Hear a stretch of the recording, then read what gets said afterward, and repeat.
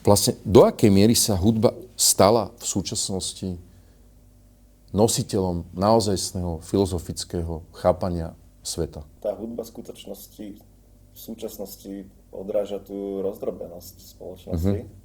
Hej, aj to, akým spôsobom sa vlastne oddelila klasická hudba v 20. storočí a zrazu vznikla popová hudba, ktorá pôsobila zrazu ako z úplne iného sveta, aj keď v skutočnosti vychádza z tej klasiky. Tak ako je pre súčasnú dobu charakteristické, že aj vo vedeckých disciplínach máme milióny rôznych prístupov, napríklad v psychológii.